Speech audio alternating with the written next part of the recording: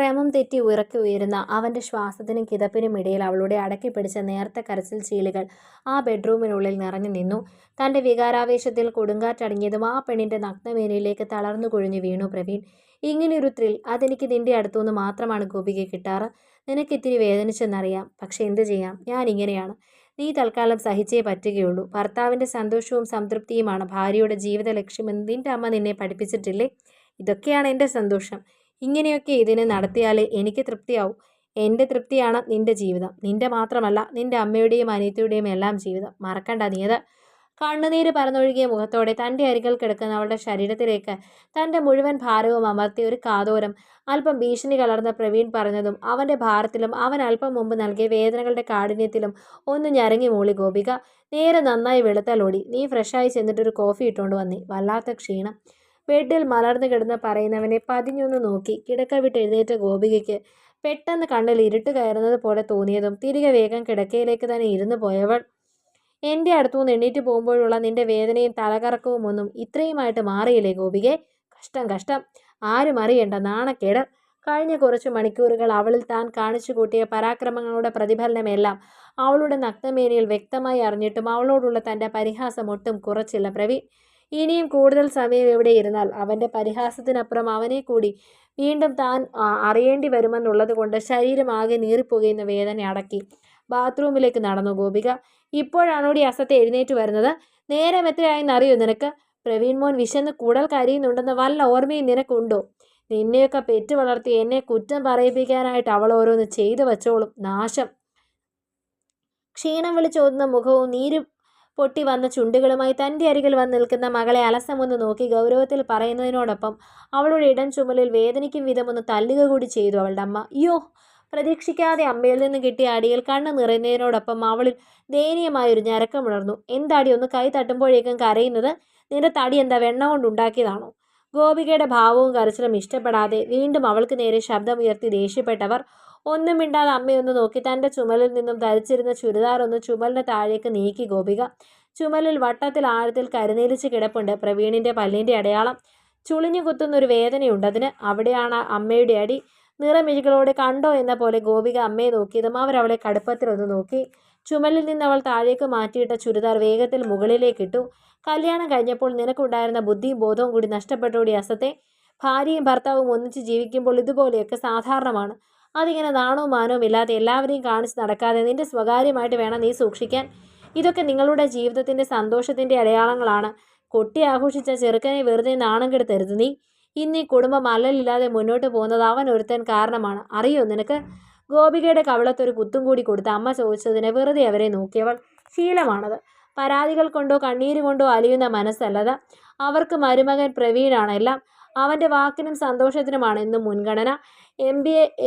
MBA തന്നെ ജോലിക്കൊന്നും വിടാതെ വീട്ടിലിരുത്തി ജോലിയൊന്നും ചെയ്യിക്കാതെ നോക്കുന്ന മരുമകനെയാണ് അവർക്ക് പ്രവീൺ. പെണ്ണിൻ്റെ ഭാഗ്യമാണത്രേ അത്തരം ചെക്കന്മാർ. കിട്ടാൻ നോമ്പ് നോറ്റ് കാത്തിരിക്കേണ്ട അപൂർവ ജന്മങ്ങൾ. ഓർത്തതും ഒരു പുച്ഛത്തോടെ അമ്മയെ നോക്കി പ്രവീണിനുള്ള കാപ്പിയുമായി ഉമ്മറത്തേക്ക് നടന്നു ഗോപിക. ഉമ്മറത്ത് ചെന്നതും കണ്ടു സോഫയിൽ അനിയത്തി ദേവികയോട് എന്തോ തമാശ പറഞ്ഞ് പൊട്ടിച്ചിരിക്കുന്ന പ്രവീണിനെ. പ്രവീണിനോട് തമാശ പറഞ്ഞ് ചിരിക്കുന്ന തൻ്റെ അനിയത്തി ദേവികയോട് അല്പം വെളിവായി പുറത്തേക്ക് കാണുന്ന മാറിടങ്ങളിലാണ് പ്രവീണിൻ്റെ കണ്ണെന്ന് കണ്ടതും ഗോപികയുടെ രൂക്ഷമായ നോട്ടമൊന്ന് ദേവികയുടെ നേരെ ചെന്നു. തന്നെ നോക്കുന്ന ചേച്ചിയെ കണ്ടതും ദേവിക ഒന്നുകൂടി പ്രവീണിലേക്ക് ഒട്ടിച്ചേർന്നിരുന്ന് ചേച്ചിയെ വെല്ലുവിളിയോട് നോക്കി. പ്രവീൺ മോൻ നിന്റെ കെട്ടിയവനാണെങ്കിൽ നിന്റെ അനിയത്തിക്ക് അവൻ ചേട്ടനാണ്. ആ ഒരടുപ്പം എന്നും ഉണ്ടാവും. അവർ രണ്ടാളും തമ്മിൽ അവരുടെ പവിത്രമായ ബന്ധത്തെ പോലും ഇങ്ങനെ ദുഷിച്ച മനസ്സോടെ കാണുന്ന നീയൊക്കെ എന്ത് മോശം പെണ്ണാണ്. സ്വന്തം കെട്ടിയവനെയും കൂടെ പിറന്നവളെയും വിശ്വാസമില്ലാത്ത നീയൊക്കെ കെട്ടിയവനും കൂടെപ്പിറപ്പുമില്ലാതെ വല്ല തെരുവിലും ജീവിക്കുന്നതാണടി നല്ലത്. പ്രവീണും ദേവികയും അതിര് കവിഞ്ഞ അടുപ്പത്തെപ്പറ്റി പെറ്റമ്മയോടൊന്ന് സൂചിപ്പിച്ചതേ ഗോപികയ്ക്ക് ഓർമ്മയുള്ളൂ. വാക്കുകൊണ്ടും പ്രവൃത്തി കൊണ്ടും അവളെ അങ്ങേയറ്റം വേദനിപ്പിച്ചിറക്കി വിടും പോലെ നാണം കെടുത്തി അമ്മ. താനുമായി ശരീരം പങ്കുവെക്കുന്ന മിക്ക അവസരങ്ങളിലും പ്രവീണിൻ്റെ വായിൽ നിന്ന് കേൾക്കുന്ന ദേവികയുടെ ഉൾപ്പെടെയുള്ള പെൺപേരുകൾ പലപ്പോഴും അമ്മയുടെ പേരും ഉണ്ടാവാറുണ്ട് എന്നത് അവൾ അവരോട് പറഞ്ഞതേയില്ല. എന്തിന് വെറുതെ പഴിയേൽക്കണം? മരുമകൻ്റെ പീഡന ശ്രമം തടയാൻ ശ്രമിച്ചതിനെ തുടർന്ന് വീട്ടമ്മയ്ക്ക് ഗുരുതര പരിക്ക്. പാലക്കാട് ജില്ലയിലെ മണ്ണാർക്കാടിലാണ് സംഭവം നടന്നത്. പ്രതി പോലീസ് കസ്റ്റഡിയിൽ. ചാനലുകൾ വാർത്ത ആഘോഷിക്കുമ്പോൾ വീട്ടിലെ സോഫയിൽ ചാരിക്കിടുന്ന വാർത്തകൾ മാറി മാറി കണ്ടിരുന്നു ഗോപിക. പ്രവീണിന്റെ ആക്രമണത്തിൽ കാലിനും നടുവിനും സാരമായി പരിക്ക് പറ്റിയ അമ്മ ഹോസ്പിറ്റലിലായിട്ട് ദിവസം 3-4 കഴിഞ്ഞെങ്കിലും അതൊരു വാർത്തയായത് ആക്കിയതിപ്പോഴാണ്. ദിവസങ്ങൾ കഴിഞ്ഞൊരു ദിവസം ഹോസ്പിറ്റൽ വാസം കഴിഞ്ഞ് അമ്മയും അനിയത്തിയും വീട്ടിലേക്ക് മടങ്ങി വരുമ്പോൾ തൻ്റേതായിട്ടുള്ളതെല്ലാം പെറുക്കി ബാഗിലാക്കി ആ വീടിൻ്റെ പടിയിറങ്ങാനുള്ള നിൽപ്പാണ് ഗോപിക. മുഖമുയർത്തി അവളെ ഒന്ന് നോക്കാൻ പോലും സാധിക്കാതെ തല താഴ്ത്തി അവൾക്ക് മുൻപിൽ നിന്ന് ഉരുകി അവരമ്മയും മോളും. നോമ്പ് നോറ്റും വ്രതം പിടിച്ചും നിങ്ങൾ അമ്മയും മകളും എനിക്കായി നേടിത്തന്ന ആ മുൾക്കിരീടം ഞാനിവിടെ ഉപേക്ഷിച്ചാണ് പോകുന്നത്. എന്നേക്കാൾ അധികം ആ കിരീടം ഇപ്പോൾ ചേരുക അമ്മയുടെ ഈ മോൾക്കാണ്. ഒന്നുമല്ലെങ്കിലും അയാളുടെ കുഞ്ഞിനെ വയറ്റിൽ ചുമക്കുന്നത് ഇവളല്ലേ. ശിക്ഷ കഴിഞ്ഞിറങ്ങുമ്പോൾ കൂടെ കൂട്ടിക്കോ, കുടുംബത്തിൻ്റെ ചിലവ് കഴിയണ്ടേ. കടുപ്പത്തിൽ അവളിൽ നിന്നും വാക്കുകൾ ഓരോന്നും പുറത്തേക്ക് അഗ്നിയുടെ ചൂടേറ്റ പോലെ തെറിച്ചതും പൊള്ളിപ്പിടഞ്ഞവർ.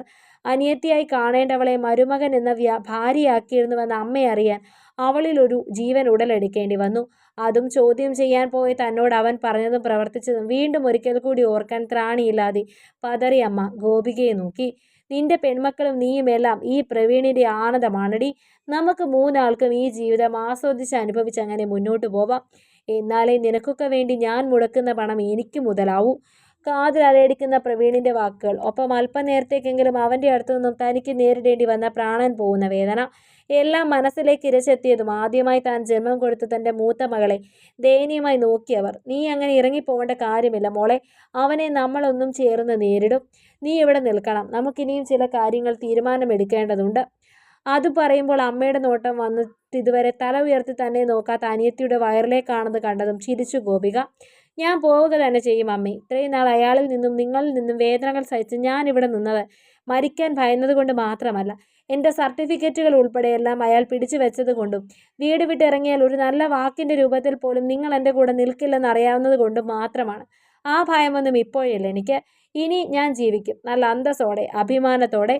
പറയുന്നതിനോടൊപ്പം വീണ്ടും ഒരിക്കൽ കൂടി തൻ്റെ നോട്ടം പോലും അവരിലേക്ക് ചെല്ലരുതെന്ന ഉറപ്പിൽ തൻ്റെ സാധനങ്ങളും എടുത്ത് വീടിന് പുറത്തേക്ക് നടന്നു ഗോപിക. അവൾ കൺമുന്നിൽ നിന്ന് മറഞ്ഞതും ദേവികയും അവളുടെ വയറും ഒരു വലിയ ചോദ്യചിഹ്നമായി ആ അമ്മയുടെ മുന്നിൽ അവശേഷിച്ചു.